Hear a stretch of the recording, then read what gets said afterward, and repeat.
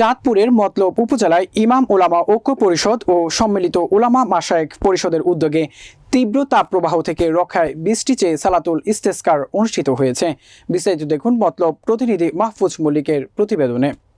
শনিবার সকাল ৯টায় মতলব পৌরসভার ব্যবস্থাপনায় স্থানীয় নিউ হোস্টেল মাঠে ইস্তেসকার নামাজ অনুষ্ঠিত হয়।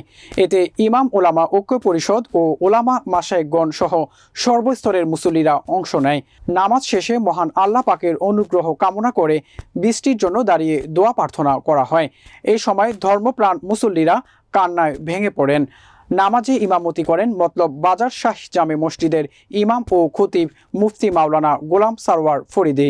নামাজ পূর্ব বক্তব্যে মতলব পৌরসভার মেয়র আলহাজ আওলাদ হোসেন লিটন বলেন, কোরআন হাদিসের আলোকে যতটুকু জানা গেছে তা হলো মানুষের সৃষ্ট পাপের কারণেই মহান আল্লাহ এমন অনাবৃষ্টি ও খরা দেন। সেজন্য মহান আল্লাহ তাআলার কাছে আমাদেরকে ক্ষমা চাইতে হবে।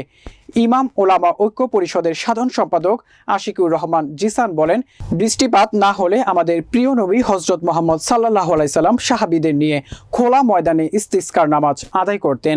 সম্মিলিত ওলামা মাশায়েখ পরিষদের সভাপতি খালিদ সাইফুল্লাহ বলেন, মহান সৃষ্টিকর্তার কাছে পাপের জন্য তওবা করে এবং ক্ষমা চেয়ে 2 রাকাত নামাজ আদায় করে বৃষ্টির জন্য প্রার্থনা করা হয়।